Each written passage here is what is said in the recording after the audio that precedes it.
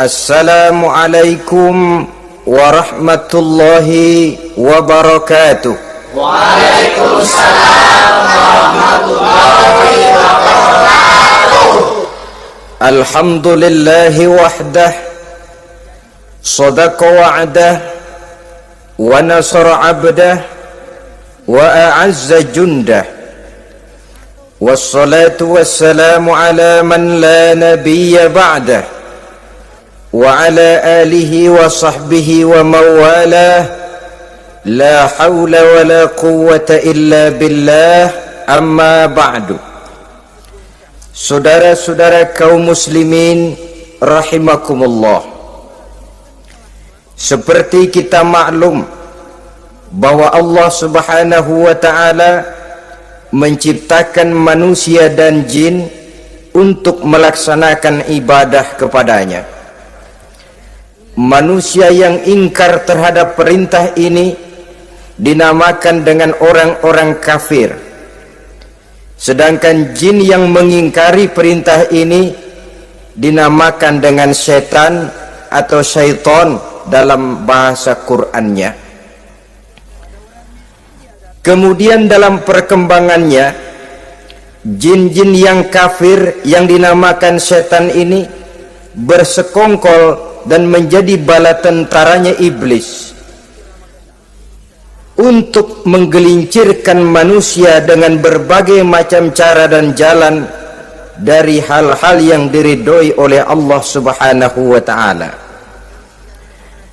Adapun yang namanya iblis, pada hakikatnya cuma satu saja, yaitu yang ingkar kepada perintah Allah untuk sujud kepada Nabi Adam alaihi salam. Iblis inilah kemudian yang menjadi sesepuh, raja, biang atau dedengkotnya para setan. Seluruhnya akan tunduk kepada komando iblis, akan taat dan setia kepada perintah iblis untuk mencari teman yang sebanyak-banyaknya guna menemani mereka di neraka nanti.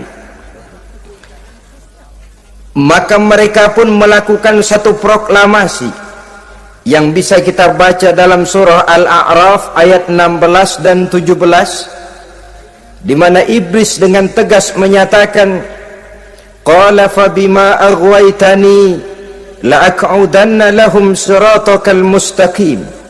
Wahai Allah, kata iblis, dari sebab engkau telah menghukum saya, dari sebab engkau telah mengusir saya dari surga, maka saya berjanji akan menipu, akan menggelincirkan mereka, Adam dan keturunannya, dari jalanmu yang lurus. Apa jalan yang lurus? Tidak lain Islam ini. Dengan segala cara dan jalan, iblis dan bala tentaranya akan berusaha menggelincirkan manusia dari jalan yang lurus. Caranya bagaimana? Ayat ke-17 menjawab, "Tsumma la'atiyannahum min ba'di aydihim." Akan kami datangi mereka, akan kami goda mereka dari arah sebelah depan. Kalau cara itu tidak kena, wa min khalfihim, kami goda mereka dari sebelah belakang. Andai kata cara itu pun tidak mempan, wa an aimanihim, dari arah sebelah kanan. Kalaupun itu gagal, wa an syama'ilihim, kami akan datang dari arah sebelah kiri. Pendeknya, dari 4 penjuru angin, iblis dan seluruh bala tentaranya yang bernama setan belum akan puas sebelum kita tergelincir dari jalan yang lurus yang diridhoi oleh Allah subhanahu wa ta'ala. Sebagian ahli tafsir menjelaskan bahwa jika iblis menggoda dari arah depan, yang dimaksud dari depan ini adalah dunia, sehingga manusia menjadikan dunia sebagai tujuan akhir dari seluruh kegiatan hidupnya. Ia pergi pagi, pulang sore, peras keringat, banting tulang, tidak ada yang dikejar kecuali dunia, dan cuma untuk kepentingan dunia. Dunia yang membuat orang berpaling daripada akhirat. dunia yang membuat orang lupa kepada tujuan penciptaannya, maka dunia termasuk perangkap iblis. Apa isi dunia? Biasanya yang lazim itu 3 ta itu, harta, tahta, wanita. Itu yang bikin orang jadi sibuk sampai lupa kepada tujuan penciptaannya. Untuk apa dia diciptakan oleh Allah? Ini wa'an min baini aidihim, kami goda mereka dari arah depan dengan menyodorkan dunia dalam bentuk yang hijau ranau, dunia dalam bentuk yang manis, sehingga mereka tenggelam di dalamnya lalu melupakan akhirat. Kalau cara itu juga tidak kena, wa min khalfihim, kami datang dari sebelah belakang, kami lupakan mereka kepada akhirat. Itu mah urusan nanti bagaimana saja. Yang penting yang kita hadapi sekarang apa? Dunia. Akhirat kita belum tahu dan bahkan belum tentu ada. Yang sudah pasti saja kita garap, melupakan akhirat. Wa an aimanihim, yang dimaksud dari arah sebelah kanan, iblis dan setan selalu menghalang-halangi manusia untuk berbuat kebaikan, karena kanan adalah lambang kebajikan, sedangkan an syama'ilihim, kiri adalah lambang kejahatan. Dicegahnya kita berbuat kebajikan dan dibisikannya kita untuk selalu melakukan kejahatan dan kemunkaran. Wala tajidu aktsarahum syakirin, dan akan kamu dapati sedikit sekali di antara manusia yang bersyukur atas nikmat yang telah engkau berikan kepada mereka. Ditanamkan rasa ingkar kepada nikmat. Jika kita tidak kufur iman, dibuatnya kufur nikmat. Mengeluh padahal hidup sudah serba cukup, merasa masih sangat kurang padahal orang lain sudah titik air liurnya melihat keadaan kita. Sedikit sekali di antara mereka yang pandai bersyukur kepada nikmat yang telah engkau berikan itu, ya Allah. Jadi untuk ingkar nikmat, bisikan selalu datang dari iblis. Coba lihat itu, temanmu yang tidak pernah sholat rezekinya lancar, kamu berhenti saja sholat. Yang tidak pernah ke masjid pangkatnya naik terus, udah berhenti aja ke masjid. Atau setidak-tidaknya mengeluh dalam hati, Tuhan kayaknya tidak adil, kenapa saya rajin sholat kok rezeki seret bener. Padahal pada dasarnya kalau kita mau berpikir dalam bentuk yang paling mendasar, Allah selalu memberikan yang terbaik untuk kita. Jika begini keadaan kita, inilah yang terbaik buat kita menurut pertimbangan Allah. Jika kita menuntut lebih lagi, mungkin dengan keadaan yang lebih itu kita bisa tergelincir, dan Allah lebih tahu itu. Sebagai pencipta manusia, Allah lebih tahu tentang kemungkinan-kemungkinan yang bisa didapat dan dicapai oleh manusia. Bahasa ringannya, rezeki lu segini aja deh, lu jadi rajin sholat. Kalau rezeki lu melebihan jadi orang kaya dikit, nanti ngelihat masjid minggir.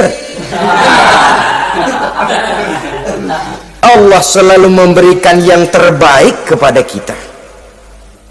Saudara-saudara kaum muslimin, adapun iblis dan setan sudah menyadari betul bahwa iblis dan setan tempatnya di akhirat nanti jelas neraka. Itu mereka sudah sadari betul. Maka yang mereka kepengen sekarang, bagaimana mencari teman sebanyak-banyaknya untuk menemani mereka di neraka nanti. Nah inilah yang menyebabkan mereka berjibaku betul. Bahkan ada satu riwayat itu, ada waktu-waktu tertentu di mana para setan ini laporan kepada iblis. Kalau ada yang laporan gagal, bukan main marahnya si iblis ini selaku komandan. Kata setan, Pak, saya gagal menggoda si fulan karena imannya kuat. Goblok kamu. Dengan apa kamu goda dia? Dengan kedudukan.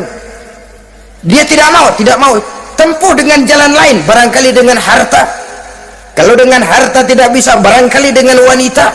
Kalau dengan wanita tidak bisa, tempuh segala macam cara.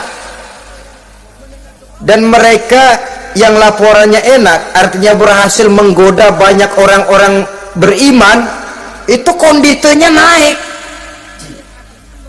bahkan mendapat semacam piagam penghargaan sebagai kadar militan daripada iblis. Nah, mereka berusaha dengan segala macam cara mengumpulkan teman sebanyak-banyaknya.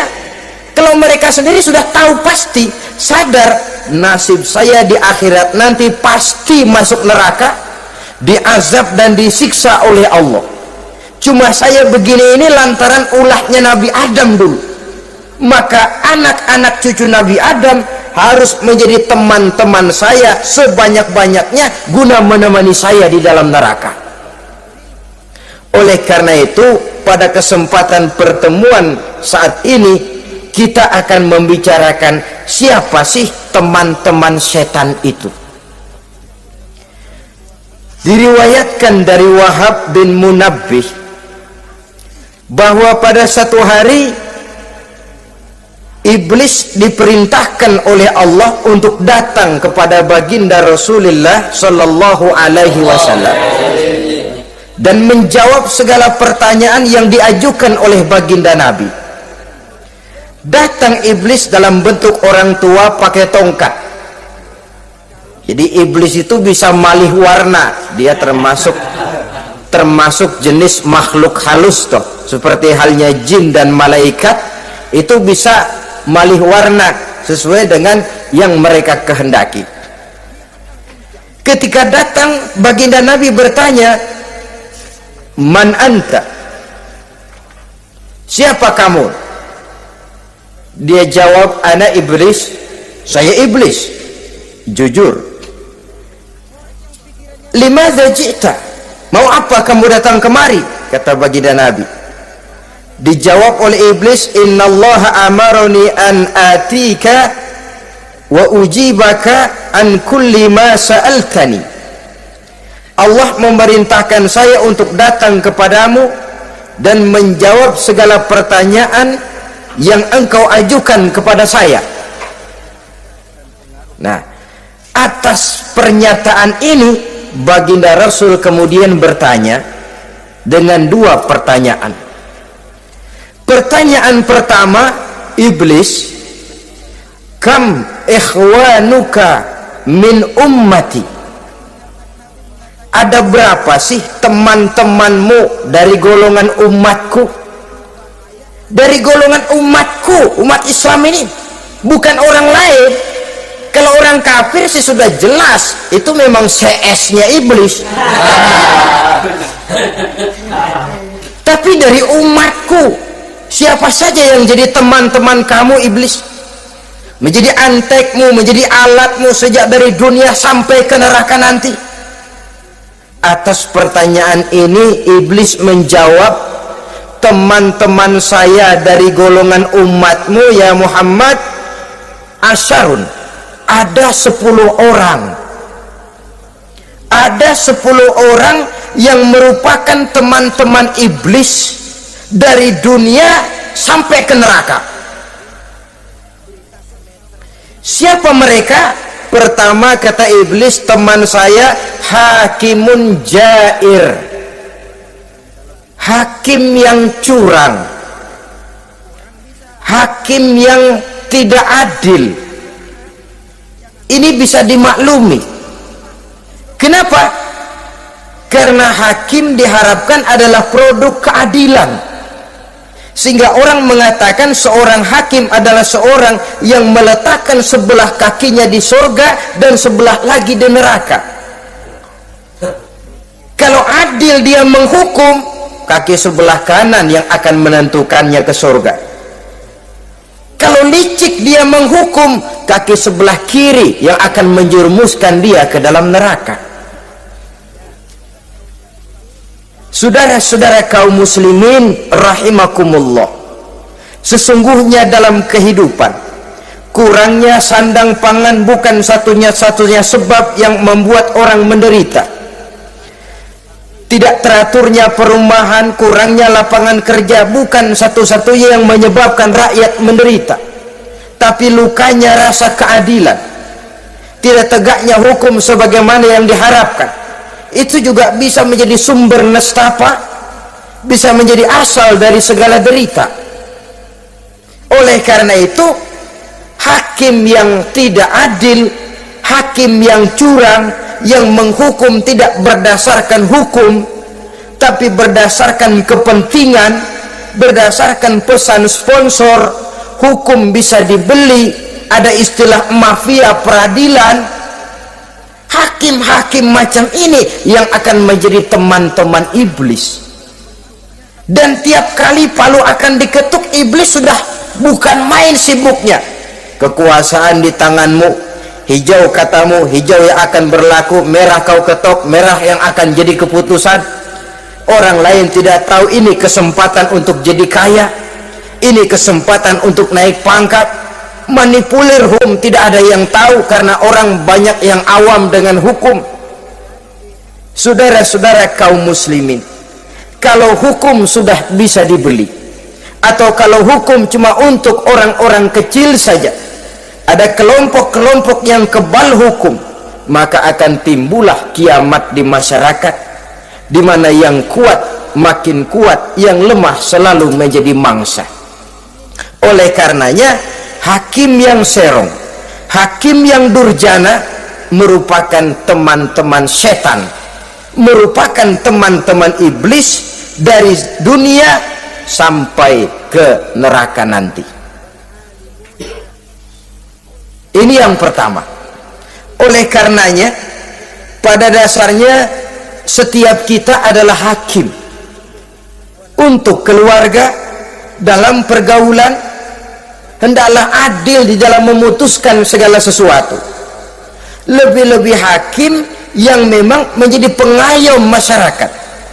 Bukankah lambang para hakim digambarkan dalam bentuk neraca yang berimbang, tidak berat ke kiri, tidak juga berat ke kanan, dalam arti objektif memberikan keputusan sesuai dengan hukum, sehingga masyarakat terlindungi. Dan hakim yang adil secara praktis adalah musuh daripada setan. Dimanapun setan dan iblis paling gak demen sama hakim yang adil. Itu merupakan musuh besar bagi setan, yang menyalahkan yang salah, membenarkan yang benar, walaupun yang salah orang besar, yang benar orang kecil. Dan kita memang oleh baginda Nabi diajarkan satu doa, Allahumma arinal haqqa haqqa warzuqna tiba'ah. Ya Allah, perlihatkan kepada kami bahwa yang benar itu benar. Sebab sering kita lihat yang benar jadi tidak benar. Ini memerlukan kekuatan batin. Yang benar tampakkan kepada kami kebenarannya ya Allah. Sebab sekarang banyak ketidakbenaran yang dikamuflase, banyak ketidakbenaran yang diberikan lipstick sehingga kelihatannya menjadi benar. Ini baik doa ini, saya pikir dibaca oleh para hakim. Allahumma arinal haqqa haqqa, ya Allah, perlihatkan kepada saya bahwa yang benar itu benar. Dan tidak cuma sekedar itu, warzuqni tiba'ah, berikan kekuatan kepada saya untuk mengikuti kebenaran itu. Sebab kadang-kadang terjadi juga dia tahu yang benar itu benar, tapi tidak punya keberanian moral untuk mengatakan bahwa itu benar. Dia tahu itu barang yang hak, tapi tidak terpanggil mengikuti yang hak, tidak punya kekuatan moral untuk mengikutinya.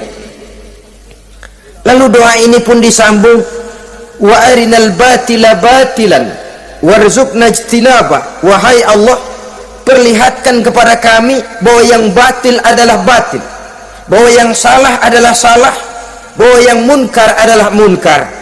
Berikan kepada kami kekuatan untuk menjauhi yang munkar, yang batil, yang zalim.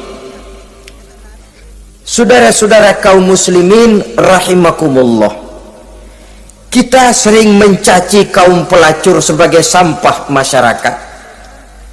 Tapi sadarkah kita bahwa pelacuran di bidang hukum, pelacuran di bidang intelektual, kadang-kadang pelacuran di bidang agama, dalam arti menjual ayat untuk membela yang salah dan menekan yang benar, ini juga tidak kalah bahayanya dengan prostitusi, pelacur-pelacur yang kita anggap sebagai sampah daripada kehidupan masyarakat itu.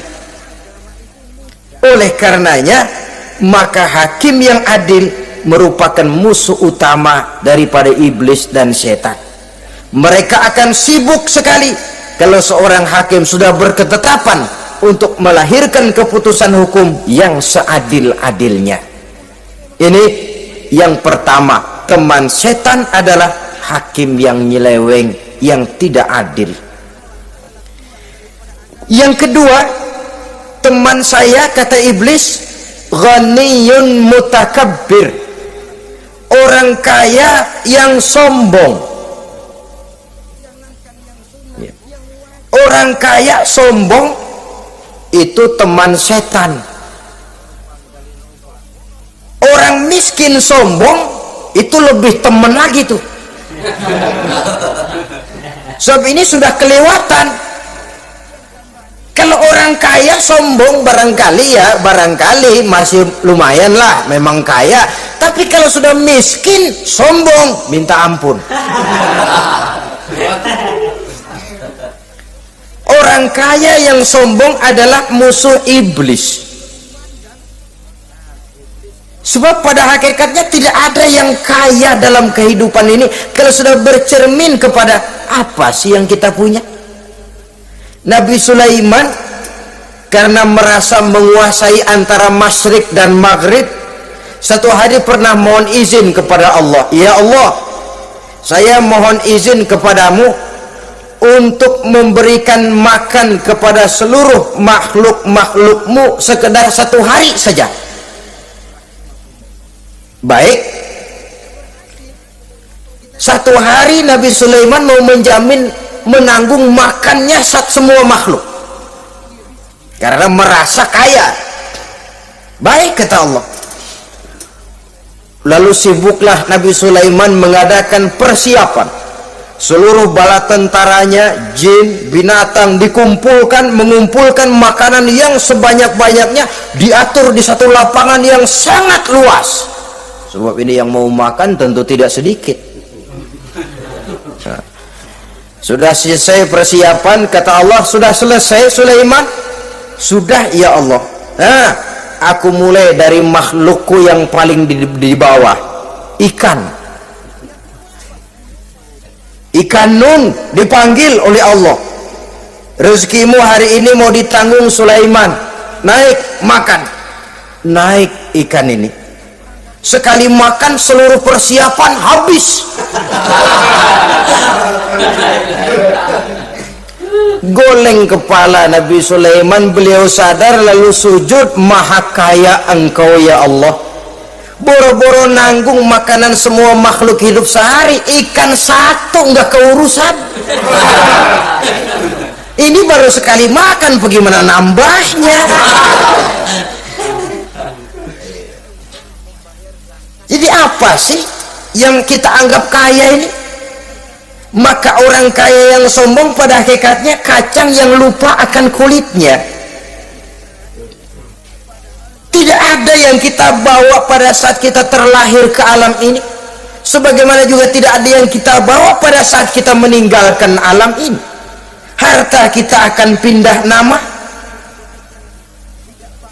Sebab itu yang perlu kita jaga pada hakikatnya tidak lain nilai-nilai iman, sebab ini yang akan kita bawa. Cuma ironinya, karena iman itu abstrak, bukan benda, orang yang kehilangan iman tidak pernah ribut. Sebaliknya, karena harta itu materi, benda konkret, orang yang kehilangan harta cepat merasa, cepat ribut. Motor hilang, ribut. Kenapa? Motor itu benda, kelihatan. Duit hilang, ribut. televisi hilang, ribut. Kenapa? Benda. Tapi kalau iman yang hilang, wah kelihatannya tenang-tenang saja, Pak.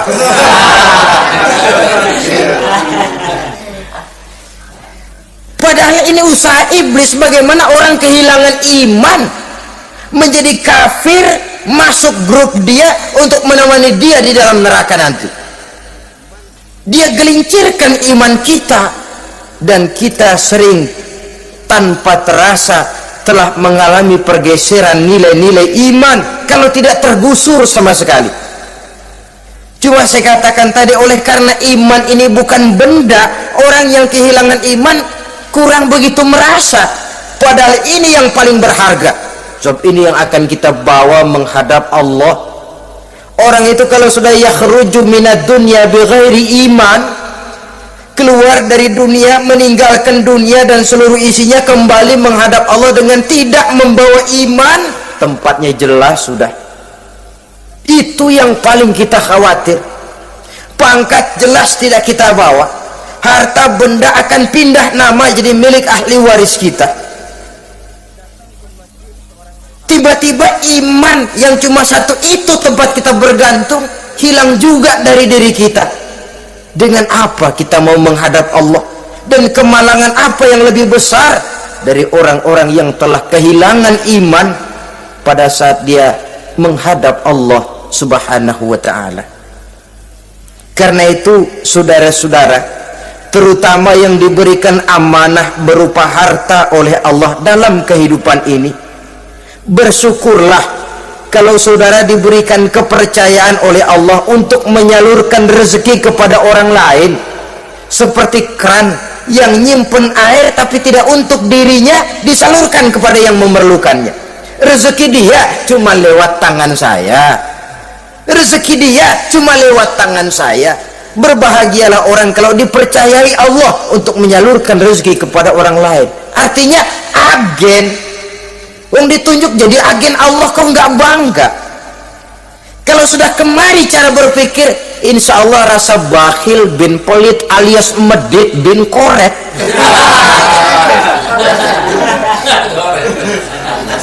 Itu insya Allah nggak ada.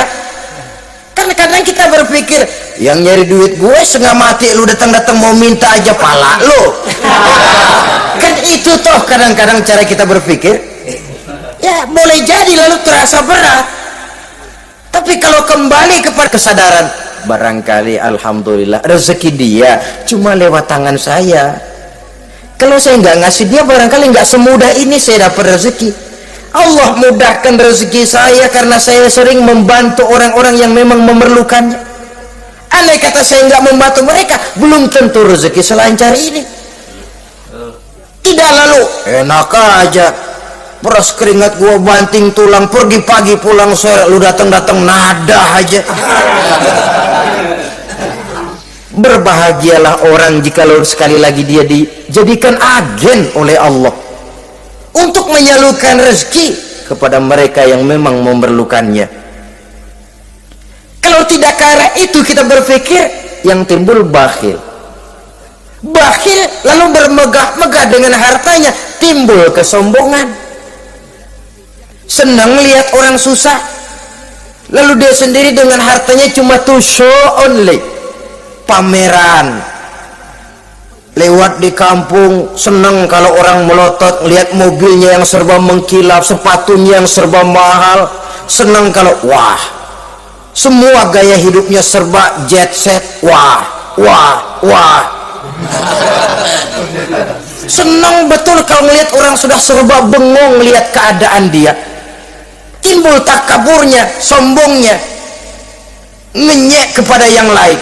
Maka orang kaya yang sombong teman iblis, teman setan. Setan senang betul. Sebaliknya secara praktis, orang kaya yang rendah hati adalah musuh iblis. Saudara-saudara kaum muslimin rahimakumullah, lain memang kalau kita diberikan ilmu di akhirat nanti, pertanyaan cuma satu, ilmumu kau amalkan untuk apa? Kalau kita diberikan umur panjang, pertanyaan akhirat satu saja, umurmu kau habiskan di mana? Tapi kalau sudah harta diberikan kepada kita, pertanyaan akhirat dua. Min aina iktasabahu wa fima anfaqahu. Hartamu kau dapat dari mana, kau belanjakan kemana? Depan belakang ditanya. Yang ketiga, teman iblis itu tajirun khain, pedagang yang berkhianat, baik kepada sesama teman pedagangnya karena ingin lebih maju dari yang lain, terjadi persaingan yang tidak sehat di berbagai bidang bisnis,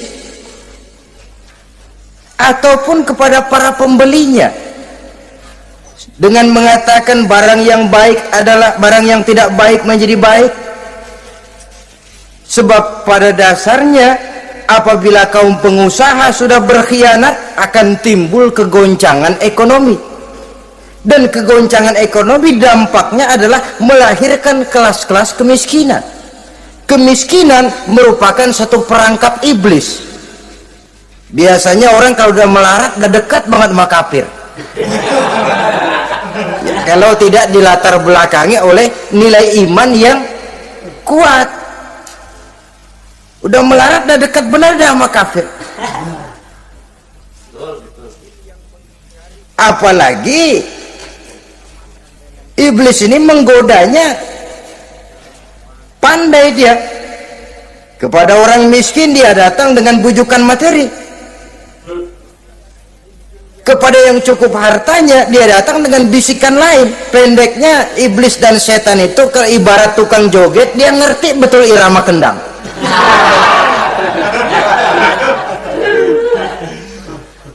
Di mana kelemahan orang itu dia selidiki, dia pelajari, dari arah situ dia masuk. Dan secara strategi perang, iblis dan setan ini posisinya memang lebih menguntungkan daripada kita. Kenapa? Dia melihat kita, kita mah nggak lihat dia. Dia bisa pelajari kebiasaan dan kecenderungan kita. Kita nggak tahu kadang-kadang kelemahan kita. Dari arah itu dia masuk. Posisi dan strateginya lebih menguntungkan daripada kita. Saudara-saudara kaum muslimin rahimakumullah, bila ekonomi sudah goncang, terjadi penimbunan barang, terjadi spekulasi harga, timbullah kegoncangan sosial. Dan dikala itu setan dan iblis pesta. Dia merasa perangkapnya berhasil. Persaingan-persaingan yang tidak jujur, yang pada dasarnya akhirnya bukan cuma merusak sistem ekonomi, tapi juga mempengaruhi hasil kerjaan. Dalam tender-tender usaha-usaha besar misalnya, oleh karena mengejar supaya dia yang mendapat proyek, dia tidak segan sogok sini, suap sana, semir sana, usap sini. Tinggal untungnya sedikit dan dia harus dapat untung besar. Akhirnya apa? Proyek yang dikerjakan cuma asal sekedar jadi, tidak seperti standar yang ditetapkan lagi. Juga tidak merupakan kesalahan yang sepenuhnya harus dibebankan kepada dia. Kesalahan yang merupakan siklus, mata rantai, sudah lingkaran setan. Itulah sebabnya sering saya ungkapkan, kalau manusia sudah jadi teman setan, lebih buas daripada bajing. Karena bajing cuma makan kelapa, tapi bajingan gak apa saja dimakan. Sudah jadi teman-teman iblis, tidak ngerti halal haram, hak dan batil. Ini kepentingan pribadi apa kepentingan orang banyak, yang penting sikat saja. Jadi yang ketiga ini targetnya memang kekacauan ekonomi, yang kemelaratan, kemiskinan merupakan tangga untuk sampai kepada kekafiran, dan iblis tahu betul itu.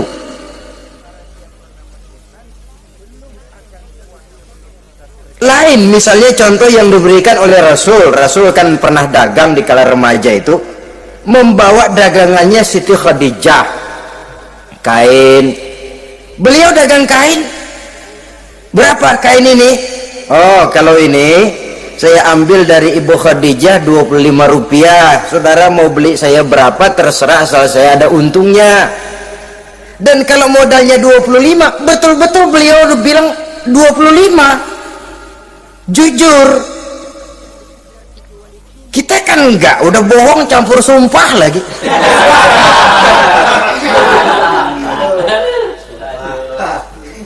Ini yang ketiga. Yang keempat, teman-teman setan, teman-teman iblis, syaribul khamr. Orang yang minum arak, pemabuk, itu teman setan. Bahkan divonis tidak beriman orang yang pada saat meninggal dunia di dalam perutnya itu masih ada khamr. Tidak beriman divonis. Jadi dalam satu pesta di mana disediakan minuman-minuman keras, iblis itu sudah masang perangkap. Dan bila minuman itu dihampiri orang, dia mulai senang, wajahnya berseri-seri. Kalau minuman dituang ke gelas, dia tepuk tangan. Bila minuman mulai mengalir ke tenggorokan, dia jijimprakan iblis. Girang bukan main.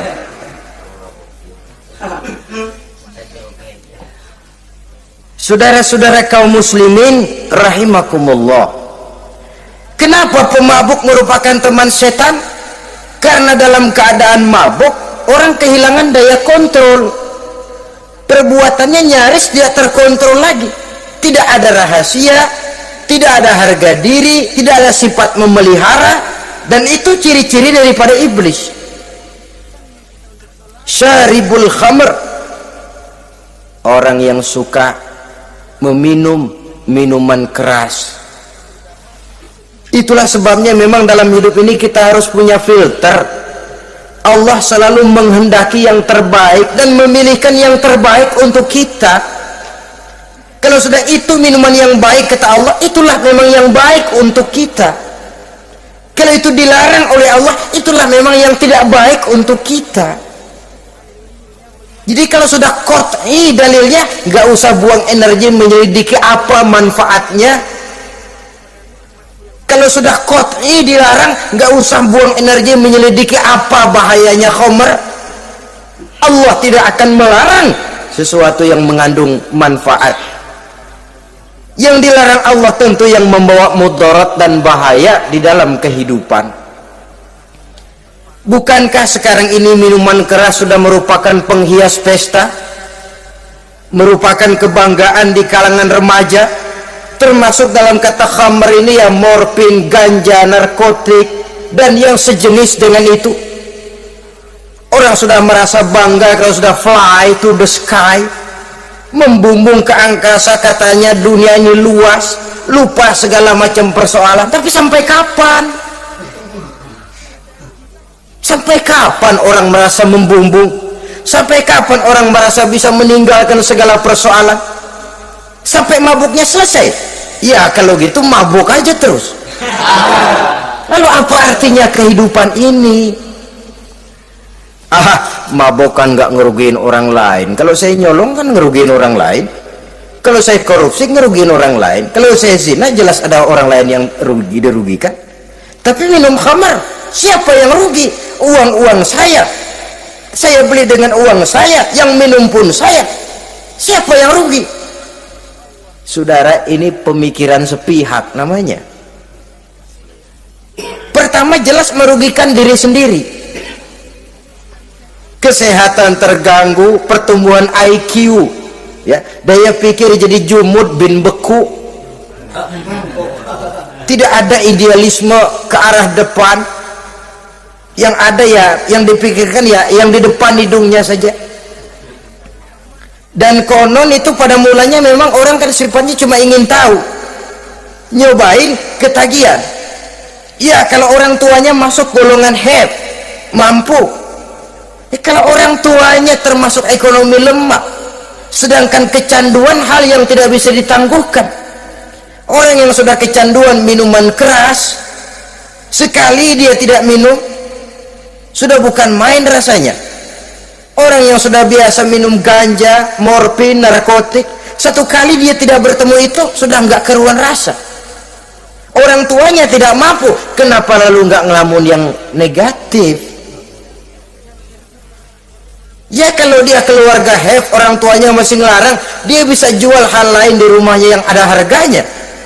Tip dek kah itu, video kah itu, mobil kah, digade dulu. Kalau di kampung anak-anak muda yang menengah ke bawah, kenapa nggak ayam orang disamber?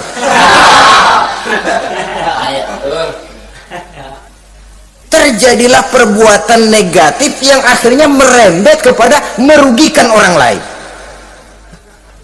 Hakikatnya zahirnya memang pada mulanya hanya merugikan diri sendiri, tapi lambat laun akan merembet juga kepada merugikan orang lain. Oleh karena itu pantas kalau dalam perjalanan Mi'raj begitu hendak start dari Masjidil Aqsa menghadap Allah, kepada baginda Nabi disodorkan 2 gelas minuman, segelas susu dan segelas arak. Muhammad, kau ambil salah satu minuman itu, kau minum. Mantap. Nabi mengambil gelas yang isinya susu lalu beliau minum. Selesai minum kata Jibril, "Shaddaqta ya Muhammad, laqad asabtal haq." Kamu benar Muhammad, pilihanmu tepat. Kenapa? Untung saja susu yang kamu minum. Kalau arak yang kamu ambil, kamu pilih dan kamu minum, pasti umatmu bakal pada jadi umat teler semua nanti. Wong Nabi milih susu saja umatnya masih banyak yang teler, apalagi kalau beliau memilih khamr waktu itu. Tapi ini sekedar simbol bahwa begitulah kita dalam hidup. Saudara, kalau di depan kita ditaruh segelas jamu, segelas sirup, kira-kira pilih mana? Jamu. Sirup apa jamu? Jamu. Orang yang berpikir panjang ke depan, dia bakal pilih jamu. Memang pahit, getir, nggak enak, tapi besok pagi badan enteng, kerja semangat, berpikir cerdas, gairah ada. Orang yang pikirannya pendek, ngapain jamu getir nih, sirup nih, manis ini, dia minum, bukan main manisnya, besok pagi bibir pada jontor. Begitulah dalam kehidupan ini. Maka hendaknya kita berusaha dengan sekuat kemampuan untuk menghindarkan diri dari minuman keras dan pengaruh-pengaruhnya.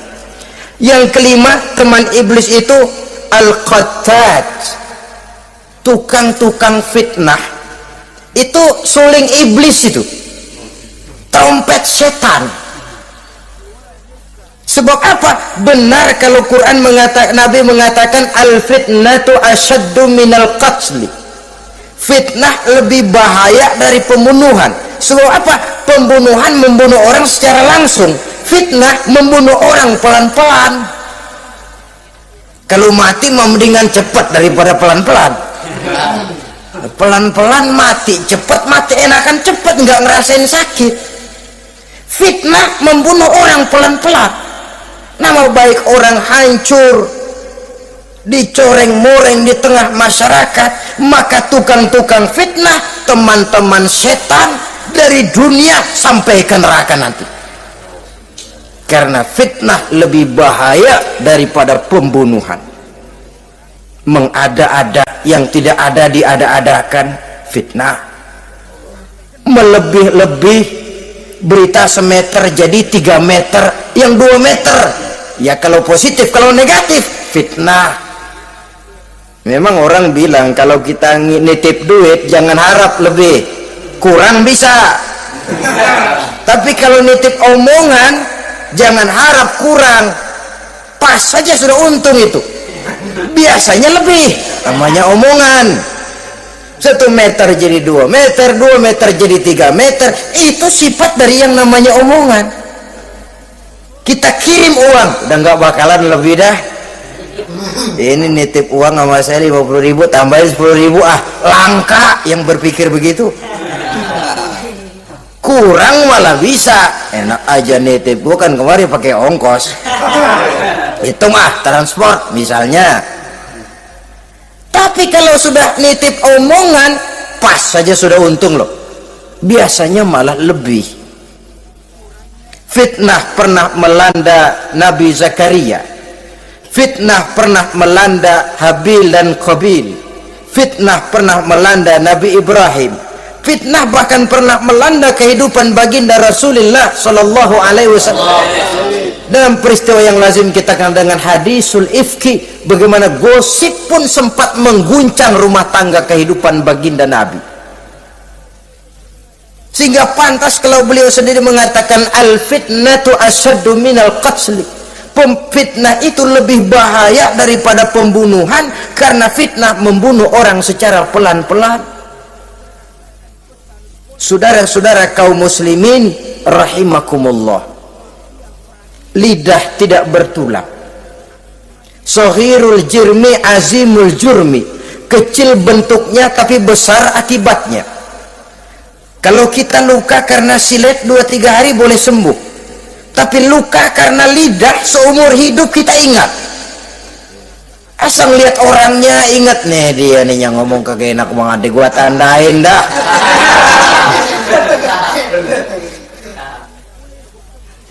Itulah sebabnya pepatah bilang salamatul insan fi hifzil lisan. Orang akan selamat jikalau dia pandai menjaga lidahnya. Saudara-saudara kaum muslimin, yang keenam, teman setan sahibur riya, orang yang riya, beramal cuma to show only, supaya ingin dipuji orang, ingin dilihat orang, riya namanya. Tidak ada ikhlas. Sebab kata Imam Ghazali, an-nasu kulluhum niyamun illal alimun wal alimuna, an-nasu kulluhum mauta illal alimun wal alimuna niyamun illal amilun wal amiluna mughtarruna ilal mukhlisun. Manusia itu pada hakikatnya mati kecuali orang alim. Orang alim sekalipun hidup hakikatnya adalah tidur, kecuali orang yang mengamalkan ilmunya. Dan orang yang mengamalkan ilmunya banyak yang tertipu, kecuali orang yang ikhlas. Tepat ini fatwa Imam Ghazali. Manusia hakikatnya tidur kecuali orang yang alim. Orang yang alim walaupun hidup tapi tidur, hidup tidur, ya nggak bisa berbuat banyak, kecuali orang yang mengamalkan ilmunya. Dan orang yang mengamalkan ilmunya banyak yang tertipu, kecuali yang ikhlas. Jadi kalau amal itu adalah jasad, ikhlas itu adalah ruh. Amal tanpa ikhlas patung. Patung tidak bisa berkembang, tidak bisa berbuat banyak, namanya patung. Itu amal tanpa ikhlas. Ini termasuk penyakit batin toh, ikhlas, riya, ujub, sum'ah, penyakit kepengen didengar orang, penyakit kepengen dilihat orang.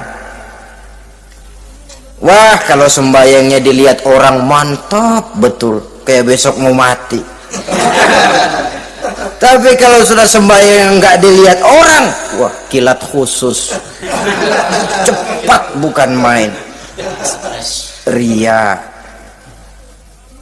Ini yang menghancurkan amal ini nggak terasa. Sifat kita sendiri, riya ini menggeragoti amal, sebagaimana api menggeragoti kayu bakar.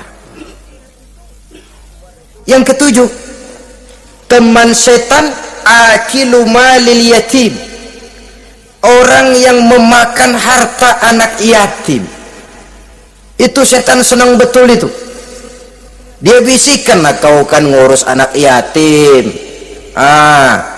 kau sudah menanamkan budi kepada mereka, jadi wajar kalau kau ambil bagian. Mula-mula memang dalam batas yang wajar, makin lama malah berebut sama yatimnya. Makin kesonoin, yatimnya malah nggak keduman, panitianya yang kenyang. akilu malil yatim, orang yang memakan harta anak yatim secara zalim, ini merupakan teman setan. Sebaliknya, orang yang melindungi anak yatim, kata Nabi, seperti dua jari ini dengan aku di akhirat nanti, dekat derajatnya dengan Rasul. Yang kedelapan, teman setan al-mutahawinu bis shalah, orang yang nganggap enteng sholat, nyenteng-nyentengin sholat. Nanti aja dah, kalau udah tua-tuaan, sembayang mah gampang, saban sari ada. Kalau ini nih tinju jarang-jarang. Al-mutahawin, nyenteng-nyentengin. Pada dasarnya agama itu mudah, jangan dipersulit, tapi juga jangan dipermudah. Agama itu tidak berat, jangan diberat-beratin, tapi juga jangan dienteng-entengin. So yang enteng kalau kita entengin akhirnya menganggap remeh. Mulanya memang sedikit, makin lama makin banyak, makin lama makin banyak, makin bertumpuk. Apalagi kalau sadar kita sholat adalah tiang daripada agama. Bagaimana rumah akan tegak tanpa tiang yang kuat? Bagaimana agama akan tegak dalam diri seseorang kalau sholatnya dia enteng-entengi? Jangankan yang sunnah, yang wajib saja kadang-kadang tutup lubang gali lubang, padahal itu merupakan tiang pokok. Rumah itu untuk kuat harus ada tiang-tiang tambahan.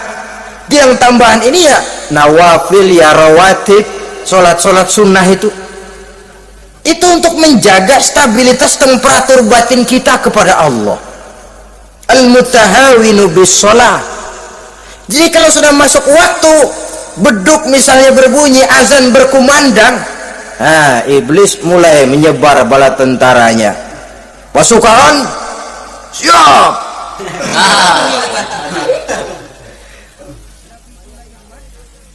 Kama yang dagang dia bisikin, sedang enaknya lo dagang, pembeli lagi banyak-banyak, sembahyang mah ada besok. Sama yang kerja, jangan ditinggal ini kerjaan, tanggung, sembahyang masih ada besok. Saudara-saudara kaum muslimin rahimakumullah, andai kata kita berhasil, kita tinggalkan kesibukan, lalu kita pergi sholat, apa iblis diam? Setan tenang? Tidak, masih dia bisiki kita. Iya, kalau mau sembahyang ya sembahyang, cuman buruan udah. Nah, yang mau belanja, yang menunggu, bukan main. Sampai ruku kita tidak sempurna, bacaan kita semrawut, sujud kita tidak lengkap, sholat juga, tapi disitulah masuk iblis. Atau kalau itu kita berhasil cegah, ruku tertib, ada tumakninah, sujud bagus, iblis masuk lagi. Wah, memang sembahyang kamu mantap, orang lain gak ada yang sembahyang kayak kamu. Yang timbul apa? Ujub, sombong kepada diri sendiri. Begitu rapi sembahyang, lo ya pada kagak sembahyang, apaan lo? Gua nih. Itu sudah perangkap iblis. Jadi lewat segala macam cara dan jalan, kepada yang ibadahnya bagus ditanamkan rasa ujub,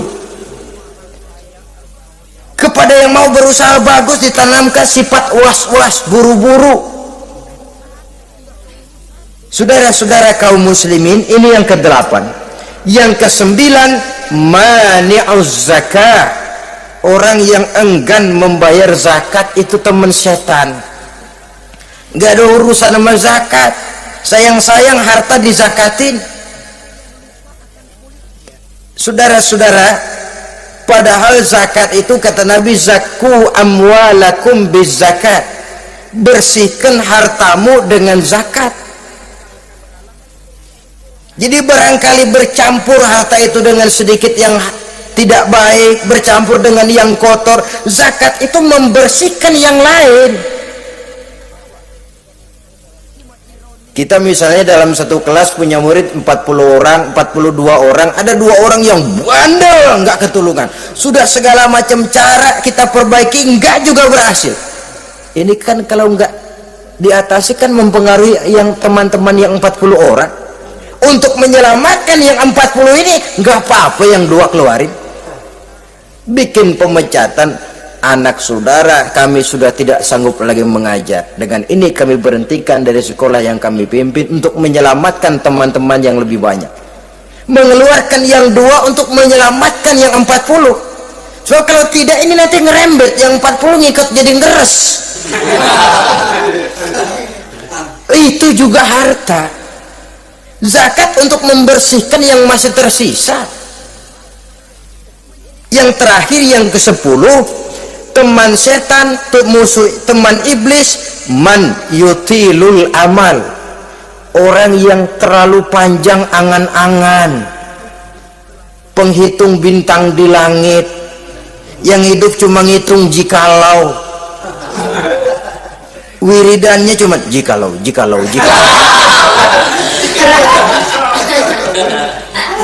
Tidak pernah mau berbuat, cuma angan-angan kelewat panjang. Yang ngelamun kan nggak ada sekolahan, ya siapa juga bisa ngelamun.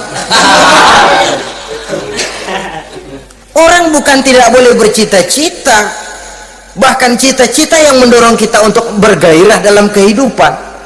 Tapi kalau cita-cita tanpa langkah konkret, yang penting kan punya kemauan, lebihnya tawakal, nggak cukup. Pernah datang ke masjid seorang sahabat. Begitu sampai dia turun dari onta, langsung menghadap baginda Nabi. Nabi tanya, ontamu udah diikat belum? Belum ya Rasul. Kenapa? Saya tawakal kepada Allah.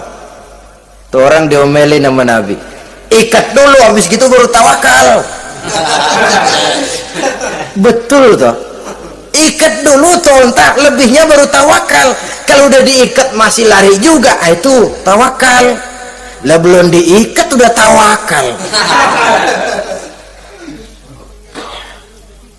Orang yang terlalu panjang angan-angan, yang akhirnya kalau tidak merusak cara berpikirnya, akan mendorong dia kepada perbuatan yang negatif untuk mewujudkan angan-angannya itu. Macam misalnya ya, pakaian kepengen bagus, harta mau banyak, usaha ogah, kerja capek sedikit tidak mau, kepengen seperti orang-orang, lalu ngelamun. Kalau tidak jadi gila, yang merusak perbuatannya. Kan berapa banyak orang yang kepengen kaya gagal lalu jadi sableng. Kertas koran ditumpukin, dikantongin, dikira gepokan duit. Hawanya duit udah banyak aja. Tulul amal, terlalu panjang angan-angan. Nah, saudara-saudara, kalau kita sudah tahu itulah teman-teman setan, teman-teman iblis, mari kita berusaha jangan termasuk salah satu di antara 10 orang yang menjadi teman-teman iblis ini. Lalu cara untuk mengatasinya bagaimana? Imam Al-Ghazali rahimahullah memberikan tuntunan. Pertama, untuk mengatasi perangkap setan, jangan sampai kita termasuk salah satu teman setan, zikrullah. Banyak ingat kepada Allah. Sebab Nabi bersabda, inna zikrallahi ta'ala fi janbi syaitan kal akillati fi janbi ibni Adam. Sesungguhnya zikrullah, zikir kepada Allah itu dapat menyakiti setan sebagaimana penyakit menyakiti lambung anak Adam. Jadi setan itu akan kurus kalau kita hantam pakai zikrullah. Setan tidak berdaya, lemah kalau kita hantam pakai zikrullah. Ingat Allah, selalu merasakan kehadiran Allah dekat dalam hidup. Itu senjata pertama. Dengan zikrullah, setan kurus. Kalau udah kurus, ya lemas, nggak berdaya ngadepin kita. Tapi kalau nafsu yang kita ikutin, kita umpanin tuh setan, lah gemuk. begitu gemuk, makin berleluasa dia ngutak-ngatik kita. Yang kedua, jangan mendekati tempat maksiat. Sebab man hama haulal hima yusiku ayyaqafi. Orang yang main di pinggir kali ditakutin kecebur di kali. Jangan mendekati tempat yang cenderung membawa kita ke tempat maksiat. Saudara-saudara, yang ketiga, mengosongkan perut. Dalam arti rajin puasa, puasa sunnah. Kata Nabi, inna syaiton yajri min ibni adam majrad dam fadayyiku majariyahu bil ju'. Setan mengalir dalam diri manusia seperti mengalirnya darah, maka persempit jalan setan dengan apa? Bil ju', dengan memperbanyak lapar, bukan memperturutkan syahwat. Pantas kalau Nabi bilang, saya adalah sekelompok orang yang tidak makan kecuali kalau kami lapar, dan kalau kami makan tidaklah sampai kekenyangan. Bukan enggak kenyang, tapi enggak kekenyangan. Yang terakhir, kata Imam Ghazali, hendaknya kita selalu ingat bahwa tujuan iblis dan setan adalah menjerumuskan manusia, menyengsarakan manusia, supaya kita menjadi teman mereka di neraka nanti. Kalau ingat itu, insya Allah kita bisa mengerem diri. Nah, inilah saja yang dapat kita sampaikan pada pertemuan kali ini. Mudah-mudahan ada manfaatnya. Terima kasih dan mohon maaf. Usikum wa nafsi bitaqwallah. Wassalamualaikum warahmatullahi wabarakatuh. Waalaikumsalam warahmatullahi wabarakatuh.